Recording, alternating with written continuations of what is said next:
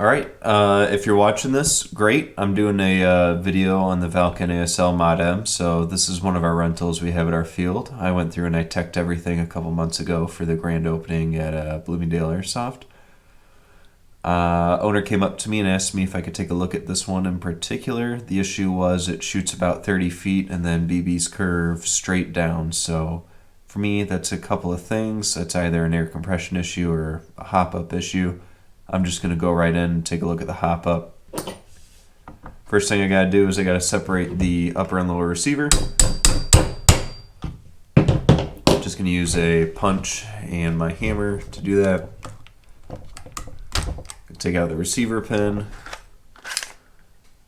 Drop the upper from the lower. I'm just going to pull this guy out.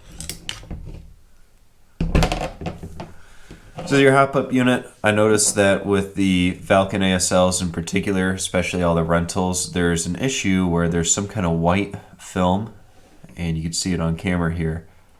This is on the outside of the inner barrels, and it's on the inside of the inner barrels. So I had to clean a few of the rentals because they were unusable. You get BBs to just fly any direction they please, and that was probably right out of the box. So I'm going to look down the inner barrel. I'm going to turn off the hop-up right here. So, winding wheel off. That just raises the nub up and out of the way. So, I'm just going to pull this guy out. There we go.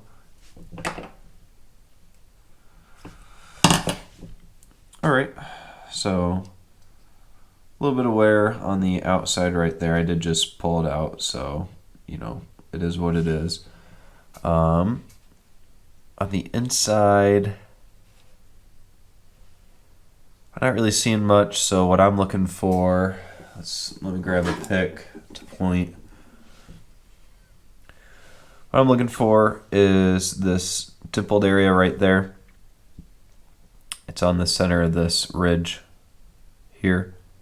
And I'm looking at how big that dimpled area is. If it's really big, then your bucking's probably worn out and you're not getting the tension that you need for the BB to spin the right way. This looks fine.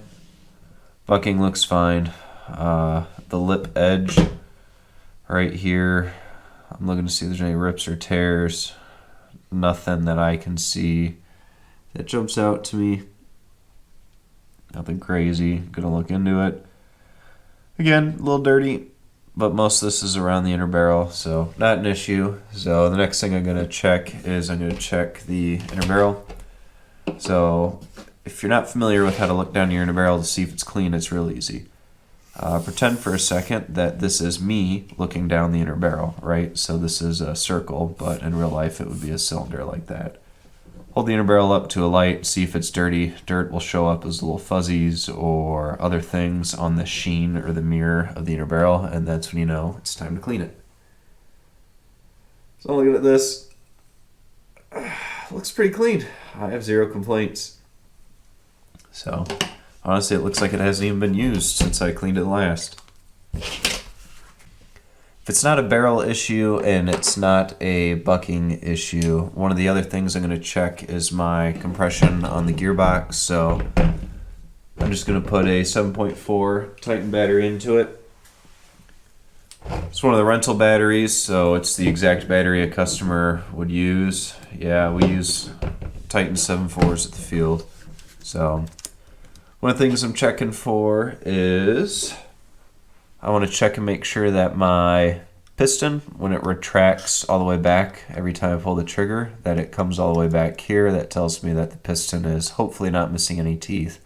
I'm also going to check to make sure my nozzle here moves forward and backwards on its own. It feels pretty chunky right now. I don't really like that. It's very stiff. I'm getting a lot of resistance on it, so I'll probably end up taking this whole thing apart. Why not? But anyways, you got more of that kind of white chalky stuff right here.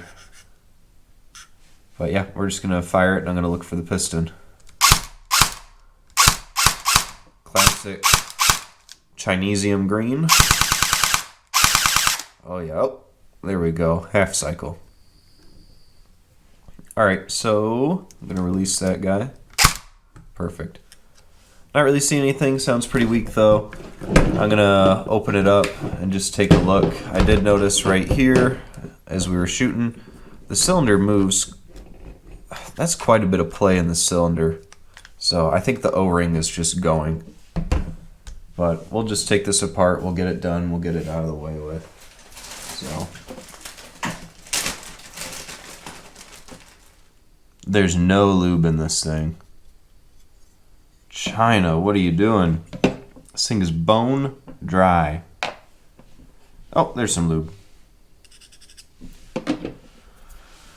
Alright, whatever. So I don't really like to fart around with the trigger box, so I'm going to see if I can't kind of just take this guy out real quick.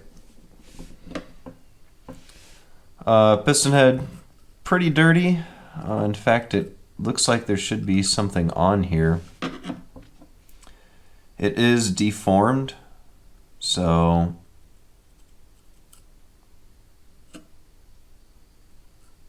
it just looks like one side of it has been hit much more unevenly than the other side. I guess I will have to take this out. We'll see what this has got going on.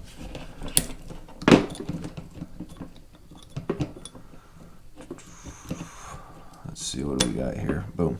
All right.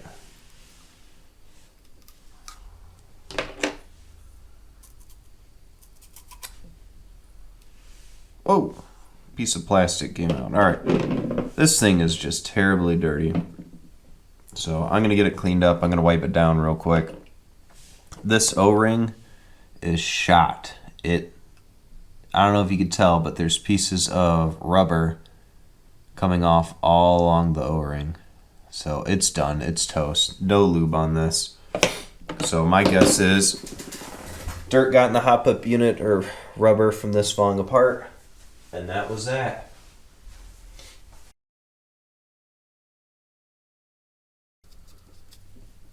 Just gonna get it clean.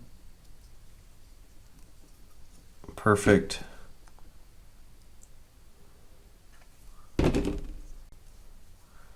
Then I just rub my fingers along it like that.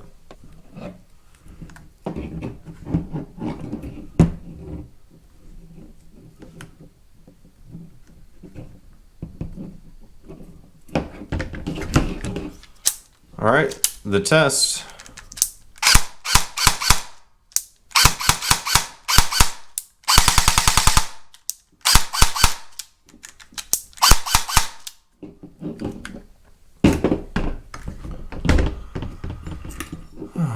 All right, perfect. Easy. See how easy that was? It only took me an hour. Easy.